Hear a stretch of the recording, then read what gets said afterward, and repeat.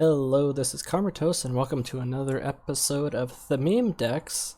We're taking a little break from the healing memes, and a deck that was originally intended for the Relentless challenge has turned out to be some kind of bizarre, fantastic work of art. It's called REEE-lentless, and it's, of course, Amadeus Duquesne, because his ability to heal the adjacents and front line will protect our swarm of relentless end of turn continuous heal fun. So let's take a look. Militia, fantastic. Get that duplication going while you have frontline. This is just a staple of Iron Hands. Also kind of a staple.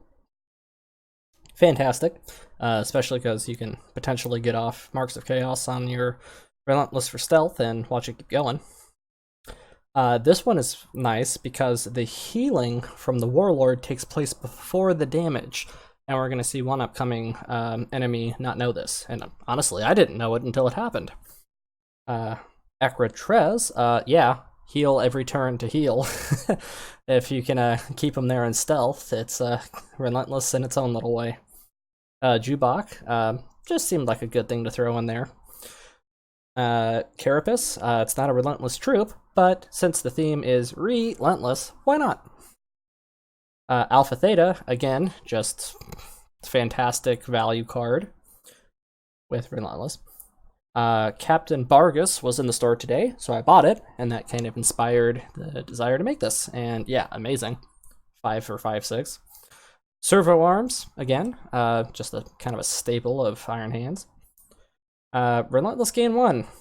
It's not crazy great, but it's more relentless, and with some time, you can find it being pretty intimidating, and it's a good value for 6 for 7 health, and you'll find that sometimes just high stat value cards, win you games.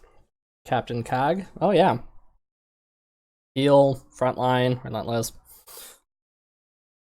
Heal 2. That's nice. Very nice is the Rally and Relentless +1/+1. So we got 3 cards that'll do that between the 2 and the 1. And of course, this fellow is fantastic. If you've suddenly found yourself with a continued white board state, you're going to have to deal 8 damage. Or, anything that is left over will be healed. And of course, the Relentless deal 5, because, yeah, it's just, everything's relentless. It's fun. So how did it go? I did, some practice matches, and win. And these are some Horus, Angron, Konrad, Saul. These are no pushover warlords, so let's go ahead and watch the first one. What a beautiful starting hand. We got a squad, we got Jubok, we got Captain, everything's great. For the tents! No need to cycle anything out. Will be made here.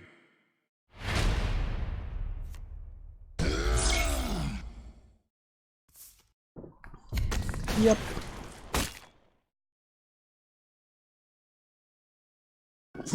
Thankfully, no 3 fast units, so lucked out a little there.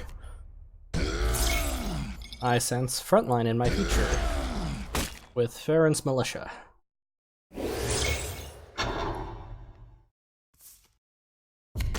Yep. Now, even if he can kill one with direct damage, which he will waste the 4 damage on that. If I didn't frontline, he would have hit me for 4 and attacked. But now 4 damage got soaked there, and Militia gets to start popping off.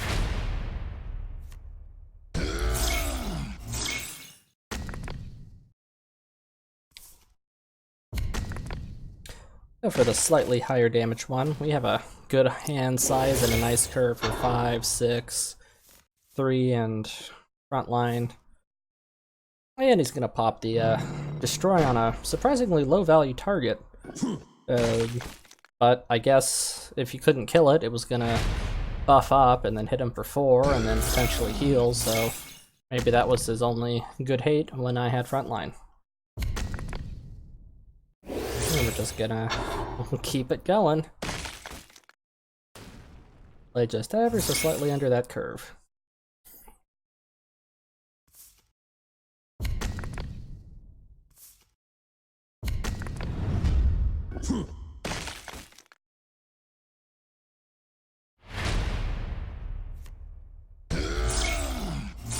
This is my only real source of additional draw or card, so keeping him alive for any kind of long-term games is pretty important. And boom. Bet you wish you had defense satellites right about now.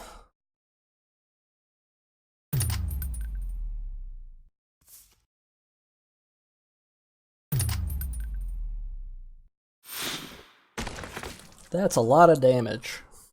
I think he's got some flex tape, though. There it is, the flex tape. Let's kill the 13 attack. Get me servo arm going before I get nuked down with direct damage. Little front line. And I didn't attack because I wanted to guarantee that the 2 heal would land here. Just out of a fear of, you know, Horus, these decks tend to like to do an abrupt 8 direct +2/+2 plus face damage. You could suddenly find yourself taking 14 damage abruptly. Which, because he's at 9 now, the most I would be able to take is 12-ish. So 14 keeps me out of that range, and not attacking that turn made sure of it. The subtle precognition math. That's a lot of units. Hey, there's one of those fasts.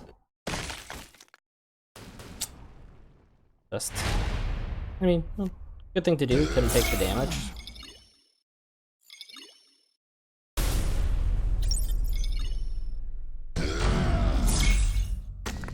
Well, let's take down as many frontliners as we possibly can. And buffing everything should minimize the chance of some kind of board wipe. Use the units to take out the highest attack frontliners. Keep him alive. We're in pretty good shape. So if he drops... Oh, nope, he surrenders. If he had dropped an 8 damage, attacked and attacked, that would have been 13 damage, and I was at, what, 14? So he would have needed a little something extra, and I guess he didn't have it. Lucky, lucky me. Alrighty, up next, Angron, everybody's favorite warlord to beat. Well, that and Alfarius and a couple others. Anyway. Yeah, not a good starter. I'll take it, I'll take it, I'll take it. Yeah, it's all great. In hindsight, probably should have abandoned supplies in this deck, just to have that extra turn 2 option, and just maybe get rid of that 6 unit there. That's the relentless 1. But, again, and there he is again. See, that would have been much better as an abandoned supplies. So, if I actually try to make this legit, that's the one card so far that'll change. And I guess I could have Mount Pharos in here. I don't actually have Mount Pharos. That would help with the card draw. I'll find a way to sneak that in. So this is the one where we learn that Warlord Relentless goes off before Unit Relentless, at least if it's on the right side. I assume it's true for both, but he thinks, oh, he's gonna die now from the 2. But... heal. And then 2. He lives! So, boom. 4 damage.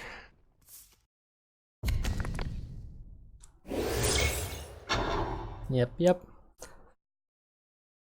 Weird to give myself frontline against Angron, and it should be mentioned that I think I actually frontlined on the very first turn.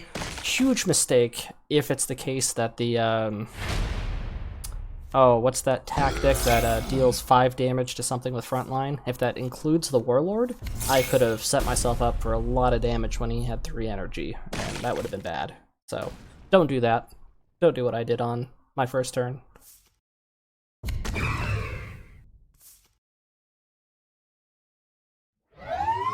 That's a good amount of damage. I think the mistake there... I think that's usually best to finish for finale, but I don't know if he had any other options, or if it would just be more direct damage anyway. Maybe that was the way to maximize damage per energy yield. That's not a bad call, it's just... what it is.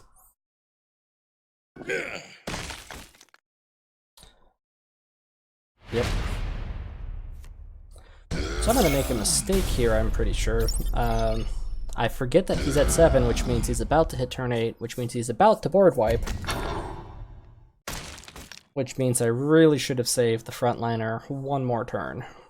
Because he is going to conquer. And that is gonna wipe the board. But I was hoping, you know, if it didn't, I guess, I would get off a little more healing a little sooner. And it was pretty good for the 7 curve. Not too much. I guess I could have dropped 2 units, but they both would have died, so. Now this is me going for maximum damage output. That would be at least 6 and 3 for 8. And he's gonna hit himself. So, and then when I play Iron Father, I would get guaranteed lethal. He was not able to finish me. Thank the lords.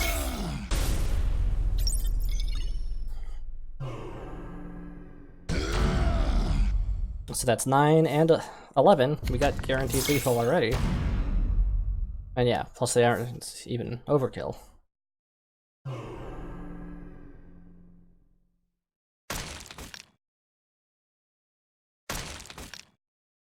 Ta-da! How to luck out against Angron. Alrighty, who was up next? Konrad Curze. This is one of those recently hates because of the Apotheosis ban, but look at this opening hand. 2 Taric squads. Oh my god. I have seen my own fate. Tell me, what is your crime? What is my crime? Memeing. Memeing is my crime.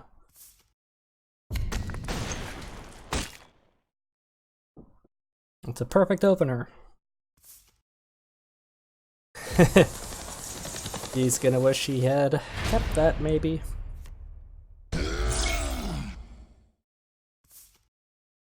Because now we have a Taric and a frontline. But,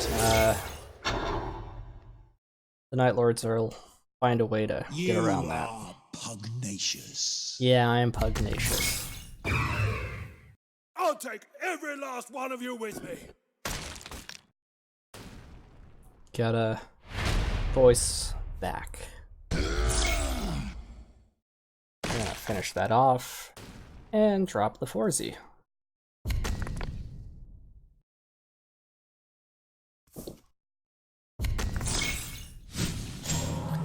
Unfortunate.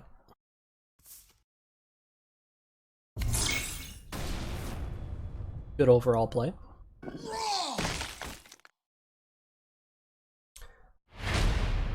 He didn't initially start face bashing, and he's started to more recently. This is good evidence that he probably, at some point between the beginning of the game and now, has drawn Apotheosis. So he's trying to get himself down to a full heal Apotheosis. Otherwise, he should have been face bashing from the beginning, but I think there was at least one turn he wasn't. Maybe I'm off base. Poor militia. Bye. But you can't touch him.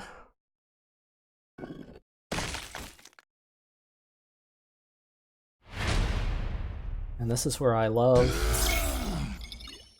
that heal comes in handy pretty hard, because now I know I can take that out, and I know I can protect him even after I've taken him out, and I can go for the big boy. This guy is the...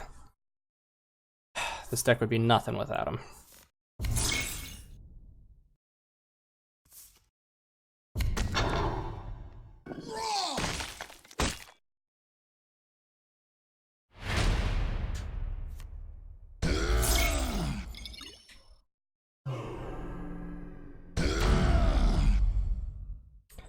What do I do? Let's get some taints. I was really hoping for sneak attack or even stealth just to keep him long-term alive. In hindsight, I should have attacked, then used them. But I got the worst too. but I did make him a big threat. And I dropped that because I assume that he's going to stealth for turn 10.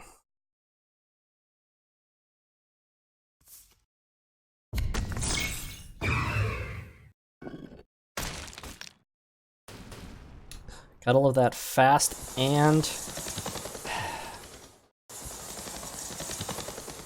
yeah. Fast and unstoppable.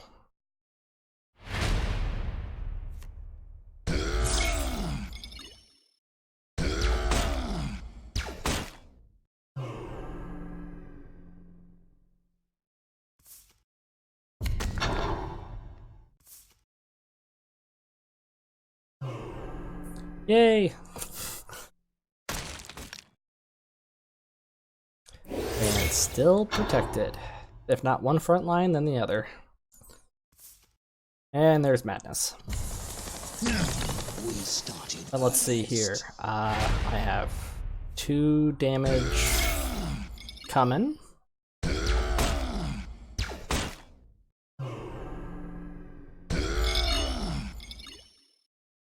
Little bonus heal. And I'm thinking, just in case some more stealth shenanigans happen, let's drop this fellow. Why did I drop him there? I don't know. I guess maybe he could have gone to the far right side, or... I really should have dropped him either on the outside or anywhere on the right, because this is the most likely unit to have taken damage, which means he would have been the one healed. If they had been flipped, it would have at least saved him 2 damage, but eh, whatever. Little hindsights. Watching your own replays is a good way to learn. And positioning is a pretty subtle part of this game. It takes a lot of meta-knowledge of knowing what legions have what cards that do adjacency effects. Yeah, no Jubok. I want that hand size low. And there's Apotheosis. Do I care? No.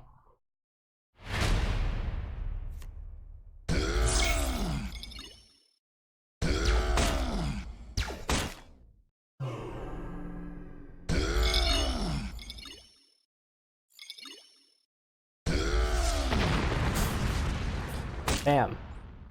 And thankfully, because he increased his attack, there's no chance of him stealthing, because that guy's dead. And I'm gonna make sure he's gonna evolve. Who's that Pokemon?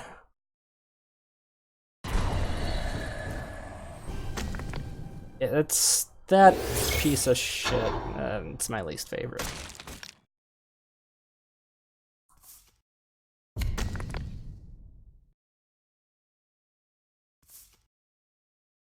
Why that positioning? I was hoping he would direct kill this for some reason if he wanted to maximize output.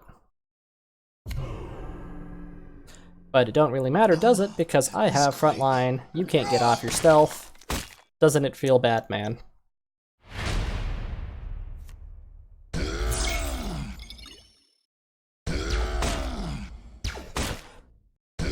Today's challenge for me was play Relentless, so before this is over, I'm gonna drop 1 more Relentless and then attack.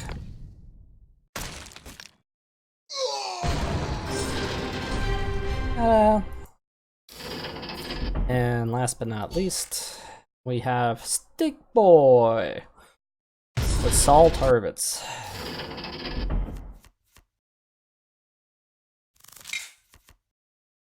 Steak is on the masterclass gang, so I made sure to ask him if he wanted to be included. And he was like, yep. He thought my draw luck was maximum, and to find out how true that is. I didn't exactly start with anything with 2 in hand, so I don't know how much draw luck there is.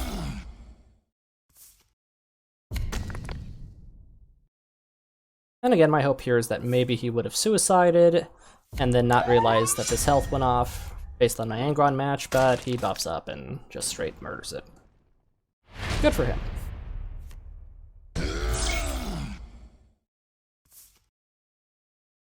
Yeah, let's just get it going early, because I wanted to attack so that way he didn't get another +2 and be a recurring issue.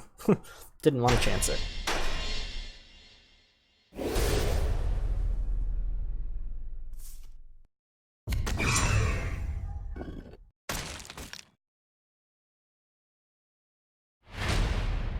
The 1 damage luck is with me. Bap and bap. So I'm hoping, let's drop 2. He'll probably only be able to deal with 1, and then maybe I can get off some mass troop bonus. There's 1.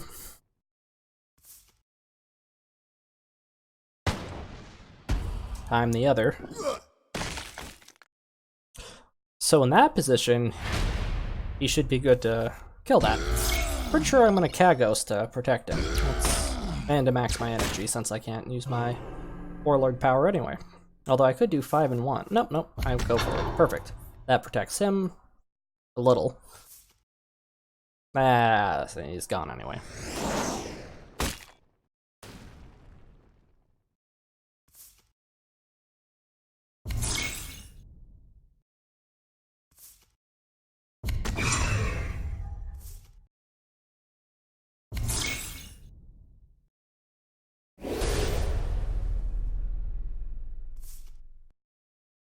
See, he did have another one.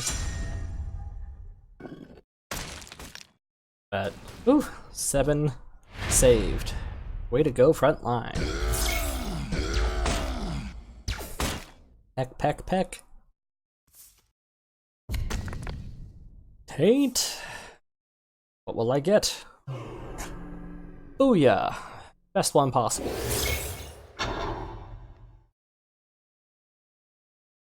At least the best one possible for a relentless deck. Yeah, that's a little rough. What do we do?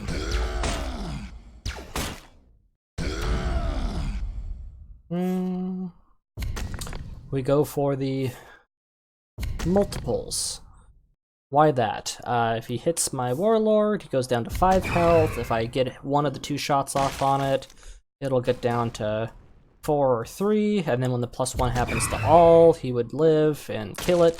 Turns out he's actually able to wipe out both, gets the draw. So that plan didn't quite work out so neatly. Feeling pretty intimidated right now. But the relentless luck is with me. That dying won me the game.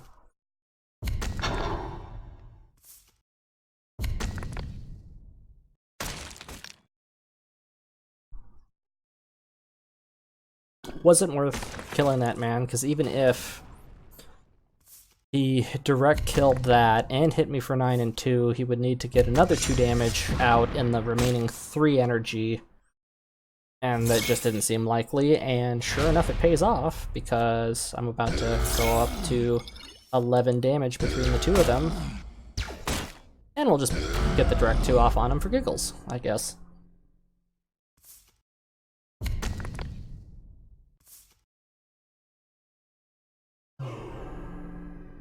It just didn't really matter what I did.